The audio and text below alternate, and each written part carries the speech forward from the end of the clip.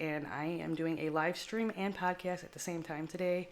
And I wanted to talk all about one mistake that we're all making as a virtual assistant or freelancer that is going to be slowing down your business and how to overcome it. So stay tuned here, and I will get you that answer and show you how to move forward powerfully with your online business as a service provider.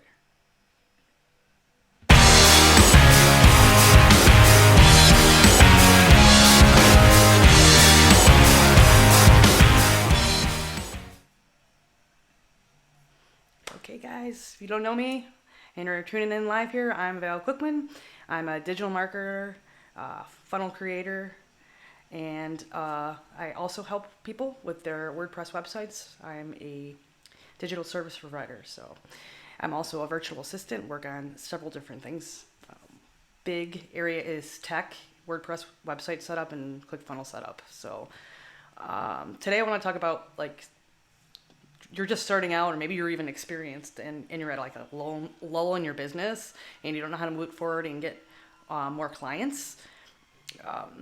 You might be suffering from one of these so-called imposter syndrome. Like, there's different types we can tag you at, like if you fall into a category or a type of imposter syndrome. But most of all, when you're just starting out, or even you're experienced and you just don't think you're comparing yourself to others in your business, it's definitely imposter syndrome, and it's going to hold you back from getting more clients and getting the pay you deserve for the services you provide to people. So I just want to talk a little about imposter syndrome. Like, I think we all do this from time to time, and I totally get it.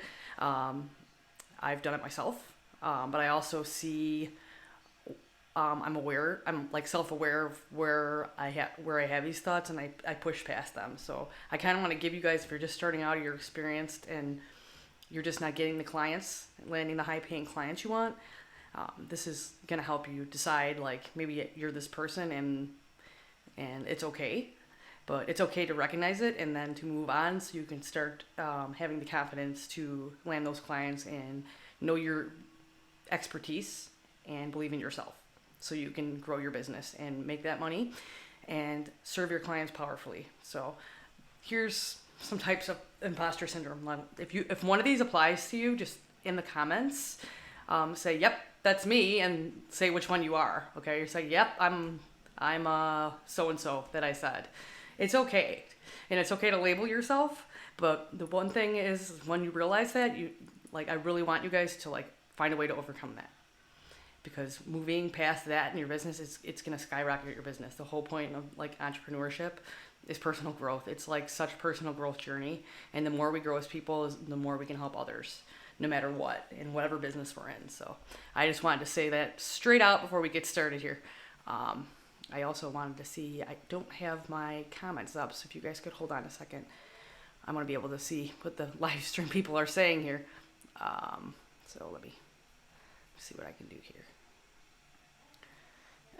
Okay, I'll come back to the comments if there's any later on. So here's the first type of person that, let me know if you guys fall into this category of an imposter syndrome. The perfectionist. The perfectionist, like, you have, like, super excessively high goals for yourself, and you fear you won't reach them because of self-doubt and measuring up. Like, you're always comparing yourself to somebody else. You know you want to be like this next person. Like, if you're a virtual assistant, you want to start your own agency, and you want to be like, I don't know, a big agency out there like Upwork or something. But your fear is that you won't reach it. So you have this self-doubt and measuring up, and that just gets you, like, paralyzed basically from moving forward and growing and figuring out the next step in your process, right? So that's the perfectionist. He has to get everything right and not make mistakes, which is, we all make mistakes. It's how we learn. So the perfectionist, that would be me. I fall into this category, so I understand. But being perfect is an impossible ideal to set for yourself, because what is perfect? It's a measure. Like, who sets that bar? It's all in our head. See, if it's all in your head, you think somebody else is perfect, well, and you're not then. So it's like a standard. You're basically comparing yourself to a standard that is just not a standard. It's just a made up story in your head, to be honest with you. So just move forward with your goals. Don't look put the blinders on where somebody else is, because that where somebody else is they built an agency already. It could have took them years to do that, and you'll never know. It just looks like they're an overnight success, and this isn't the case. It's usually 5 to 10 years of hard work. So just let it be known that, and don't compare yourself. Maybe even ask them for advice. You'll never know what you'll learn. It's always something to learn, and it's okay to make mistakes because you're learning every single time. A mistake is not a failure either. It's just an opportunity to grow and learn. So keep that in mind, and always remember that. Do not beat yourself up for not being perfect. It's an impossible place to reach. You'll never satisfy yourself, and you'll constantly be trying to be better, and you'll never reach a position where you will be. So it's a never-ending goal that you'll never beat for yourself. So do not be a perfectionist. Just be one step better than you were the day before or 5 minutes ago, and always be trying to learn. And that's the only way to be better. So the second one I want to talk about is the genius. And this is great too, because I think I'm like a little of all these, like I'm a conglomeration at times, depending on what I'm thinking. But the genius is they feel their success is built on their abilities rather than their efforts. They fear that working hard on something disproves their intelligence. So not true. Like, your success is not built on your abilities. I'm sorry, on your efforts. It is improved on your abilities. Like, we need to be learning, we need to be growing. If you want to learn something and be really good at it, then you need to be doing it. And the only way to be doing it is to be trying to do it. If you don't think you're good enough to do something, you think that you need to try harder. Like, and you need to be better at doing it. You need to learn more. You need to learn more in order to be a genius, right? I need to learn more how to do this before I can do it. I need to learn more about this before I can do it. And then you actually never do. And all you're doing is learning, and you're not implementing. So learn, test, implement, repeat. Like, learn it, and then go implement it immediately. That is how you retain the information. And that is the only way you can become the genius, so to speak, because that is also an unreachable aspect. You'll never be a genius. I don't know what bar sets that other than taking Mensa. It's ridiculous. I mean, when I say it that way, it sounds ridiculous, right? But we do this in our heads, and it sounds like logical at the time, but it's just our brain talking us into limiting beliefs to keep us from growing and being amazing, because our brain is just trying to protect us. We need to overcome the fear.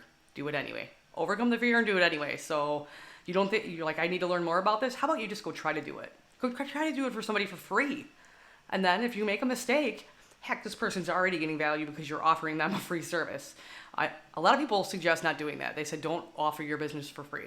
If you are just starting out, offer to do it for a friend for free. Offer a friend to do it for free. That's the only way you're going to get testimonials, build your portfolio, get experience. It's the only way to do it. Or offer to do it at a reduced price, a super reduced price, until you get good at it and you can feel it, and you'll know it. You feel you're confident in it, and then you can up your prices. That's the way you should do it. Do not think you need to know every little aspect of everything. Like, I use ClickFunnels, and I think I'm pretty darn good at it, but I, by far, do not know everything. I answer a lot of questions of tech and how to set things up and how to design it. I do all that stuff.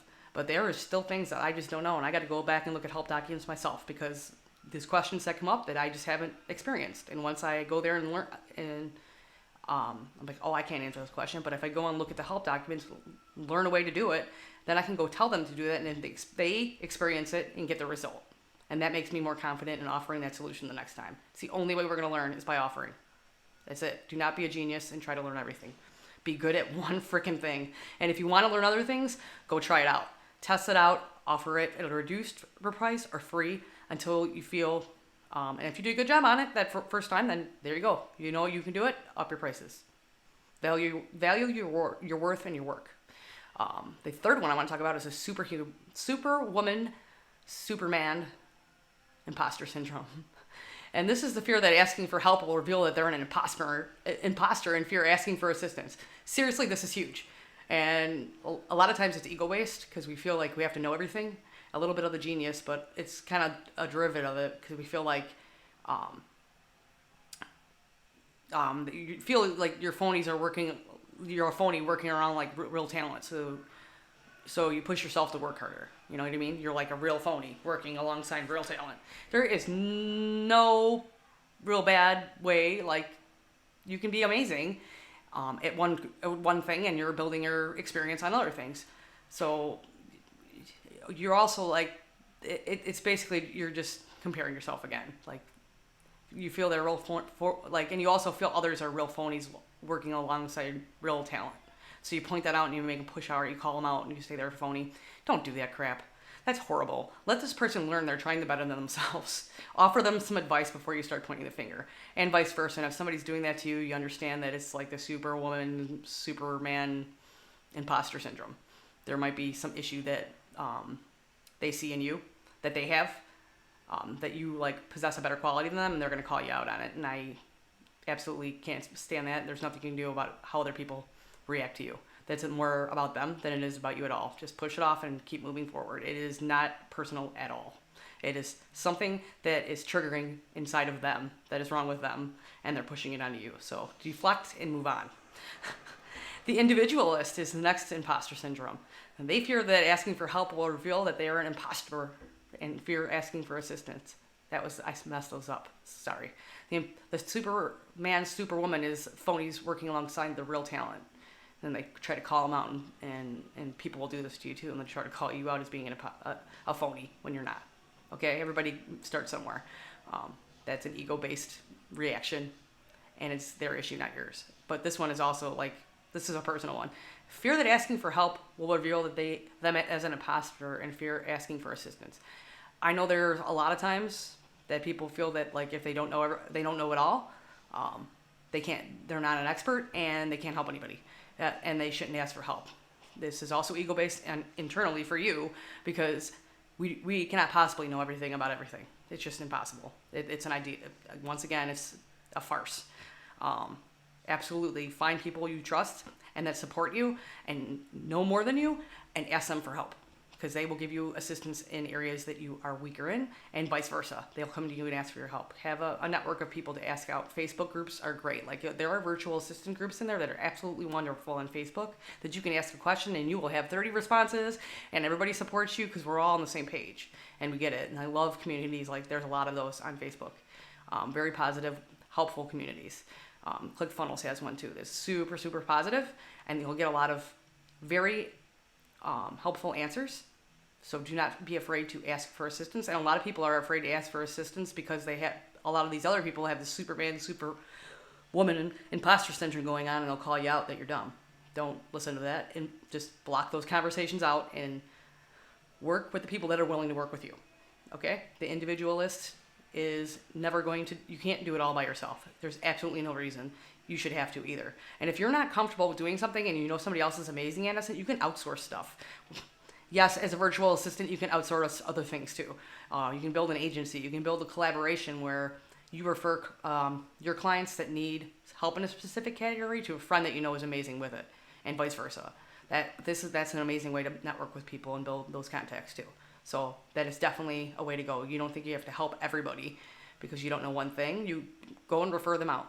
Absolutely, the client will appreciate you for doing that, and as well as the person you referred them to, and it will come back to you, believe me. That's good karma. It comes back always. The other imposter syndrome this is very typical too. The expert.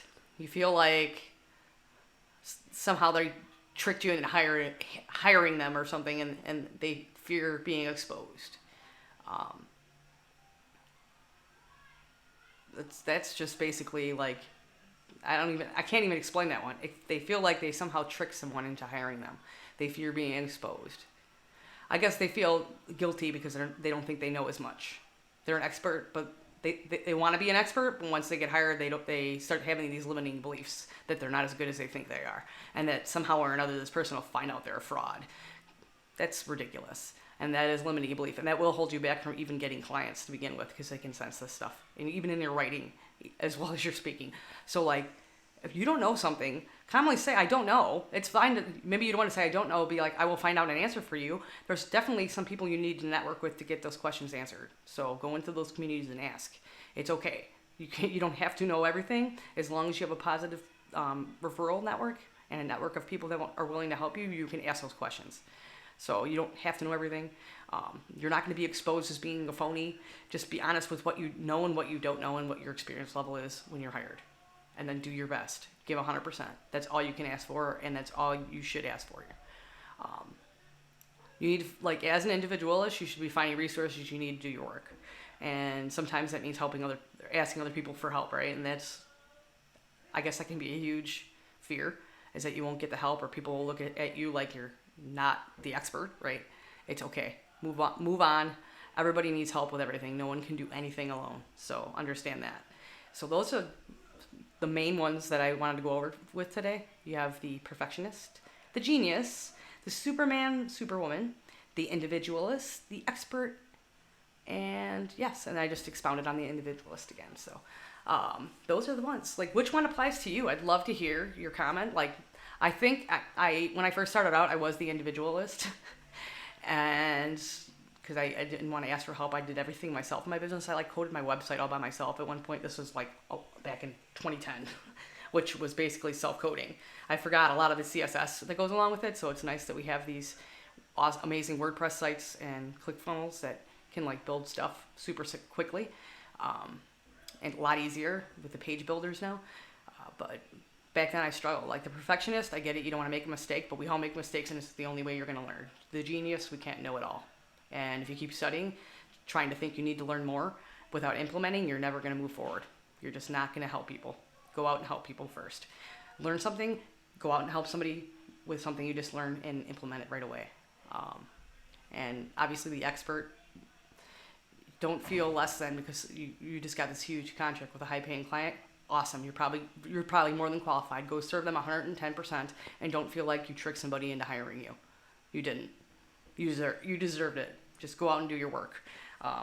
So that's my episode today on how to overcome imposter syndrome as a new virtual assistant. And the title of it, if I didn't tell you at the beginning, is Impostor Syndrome, beating tricks that all virtual assistants and service providers need to know. This is part of the Funnel Creator Secrets podcast. I'm Val Quickman. I hope you guys tune in again on the live stream.